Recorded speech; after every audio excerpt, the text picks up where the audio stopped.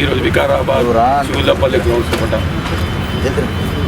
అతిరుద్ర మహాయజ్ఞం జరగబోతున్న సందర్భంలో పూట ఇది 25వ తారీఖు జనవరి 25 నుంచి 31వ తారీఖు వరకు ఈ కార్యక్రమం జరుగుతుంది. ఇది మొత్తం కూడా ఆధ్యాత్మిక సేవా మండలి ఆధ్వర్యంలో పూట ఈ ఆధ్యాత్మిక సేవా మండలి అనేది గత 15-16 సంవత్సరాల నుంచి వికారాబాద్లో పూట ప్రతి సంవత్సరం కూడా ఈ కార్యక్రమాలు జరుపుకున్న సందర్భంలో పూట మనందరికీ కూడా తెలుసు 22వ సంవత్సరంలో పూట ఇక్కడ అతిరుద్ర మహాయజ్ఞం ఇదే గ్రౌండ్లో జరిగింది. అద్భుతంగా ప్రజలందరి హృదయాలను కలిసే విధంగా అందరూ కూడా భక్తి శ్రద్ధలతోటి ఈ కార్యక్రమాన్ని విజయవంతంగా చేసిన సందర్భంలో కూడా ఈసారి కూడా అంతకంటే అద్భుతమైన కార్యక్రమాన్ని అతిరుద్ర మహాయజ్ఞాన్ని ఆధ్యాత్మిక సేవా మండలితోటి ఈ ఆధ్యాత్మిక సేవా మండలి అనేది ఇక్కడ ప్రెసిడెంట్ సెక్రటరీ ఉన్నారు, అందరూ సమానమే, అందరి ఆధ్వర్యంలో పూట ఇక్కడ పార్టీలు ఉన్నాయి, కులాలు ఉన్నాయి, మతాలు ఉన్నాయి, ఏముండయి, అందరు కలిసి పనిచేసే సందర్భంలో పూట ఇక్కడ ఈ సంవత్సరము 200 మంది వేద పండితులతోటి ఋత్వికులతోటి రోజు కూడా మన పంతులు గారు చెప్తారు, రోజు పూజా కార్యక్రమం అంటే వాళ్ళు చెప్తారు కాబట్టి ధర్మో రక్షిత అన్నారు. అంటే మనం ధర్మాన్ని కాపాడితే అది మనని కాపాడుతుంది కాబట్టి అదేవిధంగా లోక కళ్యాణం ఇది మన ఒక వికారాబాద్కే కాదు, మన వికారాబాద్ బాగుండాలి, రాష్ట్రం బాగుండాలి, దేశం బాగుండాలి, ప్రపంచం మొత్తం బాగుండాలి, అందరూ కూడా సుఖ సంతోషాలతో ఆయుర్వేదంతో ఉండాలని చెప్పి ఒక మహాసంకల్పంతో ఈరోజు ఈ కార్యక్రమాన్ని చేపట్టడం జరిగింది. ఈ యొక్క కార్యక్రమంలో పూట మరి ముఖ్యంగా మేమందరినీ కలవడం జరిగింది. ప్రతి ఒక్కరు కూడా వారి వారి సేవలు కూడా ఇక్కడ ముఖ్యంగా మహిళలు 450 మంది మహిళలు ఇక్కడ సేవకులుగా పనిచేయడానికి ముందుకు వచ్చింది. గతంలో 300 మంది వచ్చారు, కానీ ఈరోజు ఒక టీం లోపల 20 మంది, అట్లా 23 టీంలు తయారైపోయినాయి. ఇప్పుడు 460 మంది మహిళలు కూడా ఇట్లా పాల్గొని వాళ్ళ యొక్క సేవను కూడా చేసుకుంటారు. గత నెల రోజుల నుంచి కూడా ఆధ్యాత్మిక సేవ మండలి ఆధ్వర్యంలో కూడా అందరూ కూడా ఇక్కడ 50 మంది మొత్తం కూడా వాళ్ళ కరసేవలాగా ఇక్కడ మొత్తం పనిచేస్తున్నారు. వాళ్ళకి నిజంగా ధన్యవాదాలు తెలియజేస్తున్నా. ముఖ్యంగా ఈరోజు ఇక్కడ స్పీకర్ గారికి వచ్చినప్పుడు ఒకటే మాట చెప్పిండాను, ఇటువంటి కార్యక్రమము నేను స్పీకర్ ఉన్నప్పుడు Vikarabad district headquarter Vikarabad జరుగుతున్నందుకు నాకు కూడా చాలా ఆనందంగా ఉంది. నేను ఏ సహాయం అయినా ఈ కార్యక్రమానికి ఎటువంటి సహాయం చేయనా నేను ముందుంటా అని చెప్పడం జరిగింది. అదేవిధంగా అందరికీ కూడా ఎమ్మెల్యేలకు కూడా ఇన్విటేషన్ ఇవ్వడం జరిగింది. మన వికారాబాద్ ఎమ్మెల్యే మాజీ ఎమ్మెల్యే కూడా ఇవ్వడం జరిగింది. అందరు లీడర్లు కూడా ప్రజాప్రతినిధులు ఎవరైనా సరే ప్రతి ఒక్కరు కూడా ఇది ఇప్పుడు ఇంతకుముందు చెప్పిన పార్టీలకు అతీతంగా ప్రతి ఒక్కరు కూడా ఇట్లా పాల్గొని మన సహాయం చేసుకుంటూ వారి యొక్క ఆ యొక్క భగవంతుని ఆశీస్సులకు పాత్రలు కావాలని చెప్పి వాళ్ళందరూ కూడా కోరడం జరిగింది. ఈ కార్యక్రమాన్ని మరి ముఖ్యంగా ప్రెస్ మిత్రులకు ఎందుకు చెప్తున్నంటే ఇటువంటి బృహత్ కార్యక్రమం నిజంగా నా భూతో నా బొలుసు ఇక్కడ ఇంతవరకు కూడా ఈ రాష్ట్రంలో ఎప్పుడూ ఇటువంటి బ్రహ్మాండంగా కార్యక్రమం జరగలేదు.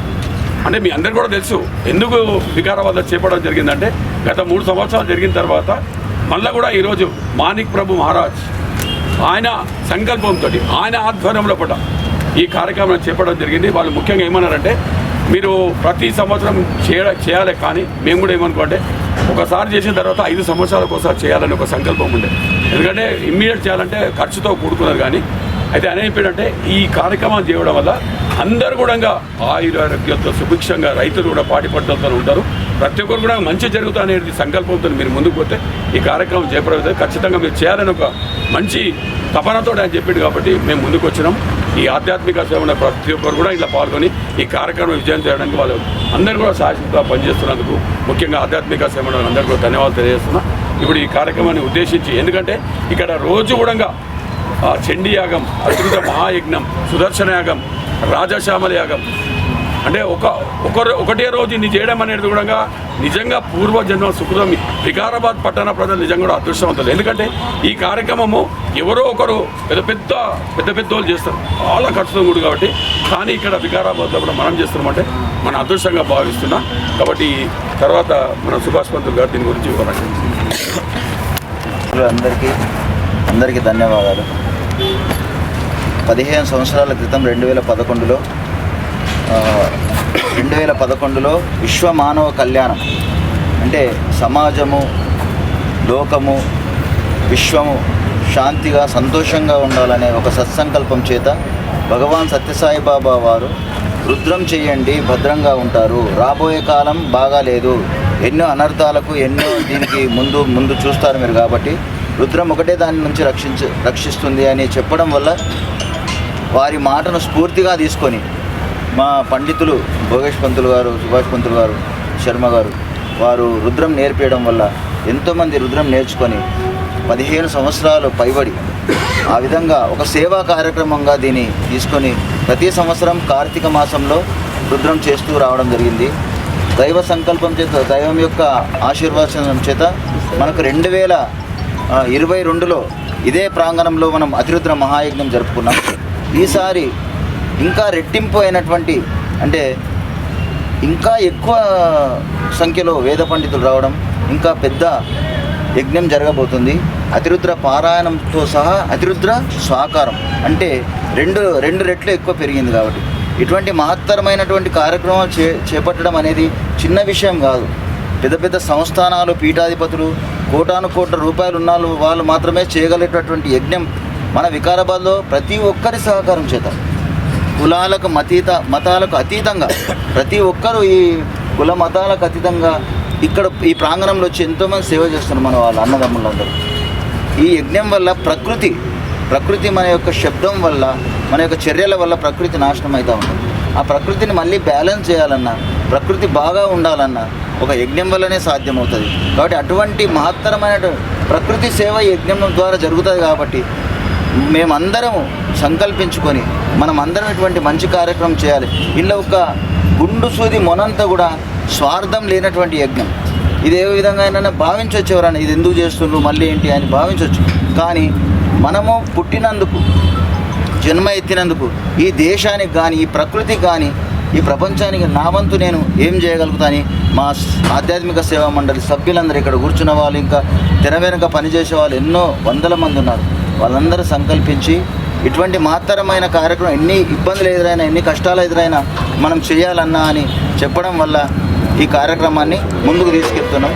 కాబట్టి మీరందరూ కూడా మీ సహాయ సహకారాలు అందించి ఇటువంటిది ప్రపంచవ్యాప్తంగా వెళ్ళి ఇంకెంతోమంది స్ఫూర్తిని పొంది ఇటువంటి మహత్తరమైనటువంటి కార్యక్రమాలు వాళ్ళు కూడా చేపట్టాలి, దీన్ని స్ఫూర్తిగా తీసుకొని అని అందరినీ ప్రార్థిస్తూ ధన్యవాదాలు. శ్రీ గురుభ్యో నమః. ఓం త్ర్యంబకం యజామహే సుగంధిం పుష్టివర్ధనం ఉర్వారుకమివ బంధనాన్ మృత్యోర్ముక్షీయ మామృతాత్. ఈ యొక్క ఆధ్యాత్మిక సేవా మండలి వికారాబాద్ వారి ఆధ్వర్యం లోపల గత ఆయన రాజుగారు చెప్పినట్లు, రమేష్ గారు చెప్పినట్లు 15 సంవత్సరాల నుండి ఈ యొక్క ఆధ్యాత్మికత అనేది శోభాయమానంగా, జయప్రదంగా చేసుకుంటున్నాం. ఈ సంవత్సరం కూడా అట్లాగే అతిరుద్ర స్వహాకారం అంటే రుద్రం అనేది భగవంతునికి, ఈశ్వరునికి చాలా ఇష్టమైనది. ప్రతిరోజు అందరూ కూడా శ్రావణ మాసంలో, కార్తీక మాసంలో అందరూ కూడా తమ ఇండ్లలో, ఆలయాల్లో, దేశమంతా, ప్రపంచమంతా ఎక్కడైతే ఈశ్వరాలయాలు ఉంటాయో అక్కడంతా కూడా అభిషేకం జరుగుతుంది. ఆ ఒక్క అభిషేకం ఒకసారి రుద్రం అంటే, ఒక రుద్రము 11 సార్లు అంటే ఒక ఏకాదశము, 11 ఏకాదశాలు అయితే ఒక లఘురుద్రము, 11 లఘురుద్రాలు అయితే ఒక మహారుద్రము, 11 మహారుద్రాలు అయితే ఒకటి అతిరుద్రం. కాబట్టి 14,641 రుద్రాలతో స్వాహాకారం, మళ్ళీ అదే 14,641 రుద్రాలతో పారాయణం అంటే అభిషేకం, సంతత ధారాభిషేకం 24 గంటలు 7 రోజుల పాటు, ఏ రాత్రి 2 గంటలకు వచ్చినా 3 గంటలకు వచ్చినా కూడా అభిషేకానికి అవకాశం ఉంటుంది. దానిని సంతత ధారాభిషేకం అయిన తర్వాత శతచండీ యాగం, రాజశ్యామల యాగం, మహాసుదర్శన హవనం, నిత్యము కళ్యాణం, శాంతి కళ్యాణ మహోత్సవం, ఇటువంటి కార్యక్రమాలు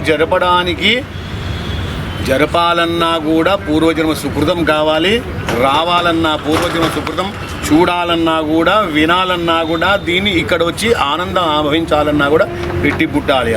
కాబట్టి హిందూ ధర్మం ఏం చెప్తుందంటే, ఏ పని చేసినా కూడా సకల మతస్థులు, సకల వర్గాల వారు అందరూ కూడా హాయిగా బ్రతుకుతారు.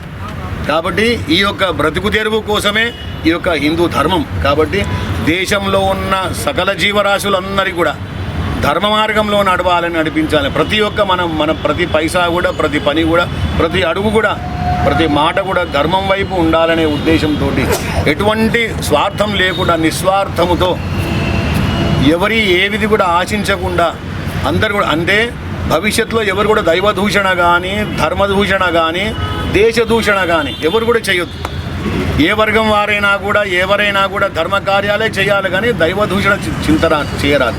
కాబట్టి అటువంటి దైవ చింతన చేసుకుంటూ దైవదూషణ చేయని వారికి, ఆ దైవదూషణ ఎవరైతే చేస్తున్నారో వాళ్ళందరికీ కూడా మనసులో రాజశ్యామలాదేవి వచ్చి ధర్మ మార్గం వైపు నడిపించాలని ఆ యొక్క వాళ్ళందరినీ కూడా కోరుకుంటూ, ఇటువంటి యజ్ఞంలో కూర్చున్న వాళ్ళందరూ కూడా ముందు కూడా అందరు ఎవరైనా కూడా అందరికీ, అంతే చిన్నవాళ్ళకు కూడా, ఎవరు ఏమీ లేని వాళ్ళు కూడా అవకాశం కలిగించేటట్లు మనం ఈ యొక్క యాగం చేస్తున్నాం.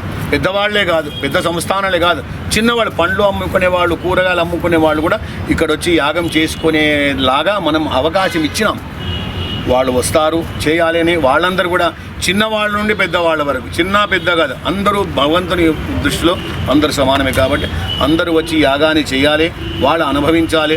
మానసికంగా, శారీరకంగా వాళ్ళందరూ కూడా ఆరోగ్యవంతులుగా ఉండి ఈ యొక్క దేశ రక్షణ చేసుకుంటూ దేశానికి కూడా వాళ్ళ వంతు కృషి చేయాలని మనకి ఈ యొక్క ఆధ్యాత్మిక సేవ మండలి తరఫున ఒక యాగం చేస్తున్నాం. కాబట్టి ఇంకా అదృష్టం ఏంటంటే శంకరాచారి, శృంగేరి శంకర భగవత్పాదులు పుట్టినప్పుడు వాళ్ళు అక్కడ ఒక స్థానంలో కూడలి అనే స్థానం ఉంది కర్ణాటకలో, శివమొగ్గ డిస్టిక్. అందులో వాళ్ళు త్రివేణి సంగమం, తుంగ, భద్ర. అయితే త్రివేణి సంగమంలో అక్కడ అది మనం తపస్సు చేస్తూ అక్కడ మొట్టమొదటి పీఠం వాళ్ళు అక్కడ పెట్టినారు. ఆ పీఠము వాళ్ళు ఇప్పుడు ఎవరైతే 72వ స్వామి మహాస్వామి ఎవరైతే ఉన్నారో అభినవ శంకర భారతీ తీర్థ స్వామి కూడా 30వ తారీఖు సాయంత్రం ఇక్కడ వెయిట్ చేసి పాదపూజ చేస్తాం.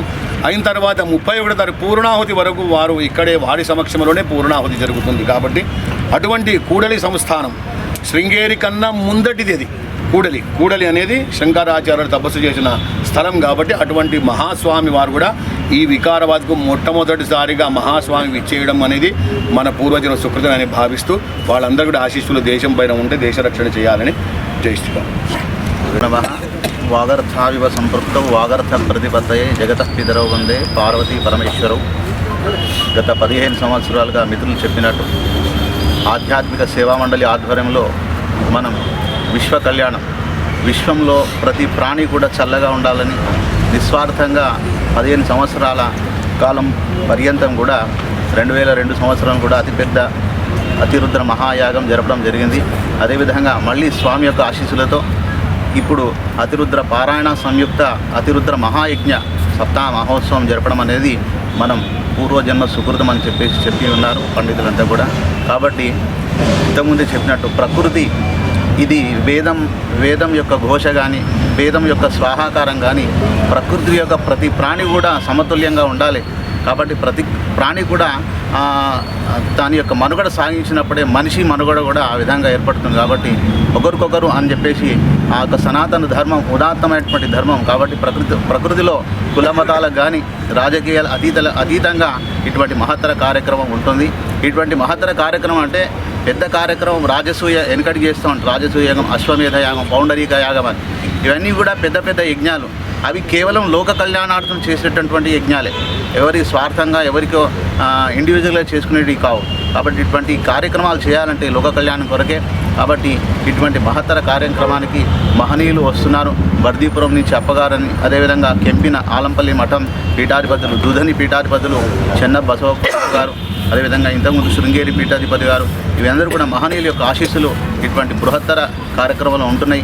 కాబట్టి భక్తులందరూ కూడా తను ధనముగా సహకరించి అందరికీ కూడా ఎటువంటి ఇబ్బందులు లేకుండా ఉండాలని చేసేటటువంటి నిస్వార్థమైనటువంటి కార్యక్రమాలు అందరూ కూడా పాల్పంచుకొని ఆ పరమేశ్వరుని యొక్క అనుగ్రహాలను పొందాలని కోరుచు, అదేవిధంగా ఇంతకుముందు చెప్పినట్టు అతిరుద్ర స్వాహకారం, చతుర్వేద స్వాహకారం, 4 వేదాలకు సంబంధించినటువంటి మంత్రములతో ఇక్కడ స్వాహకారం జరుగుతుంది.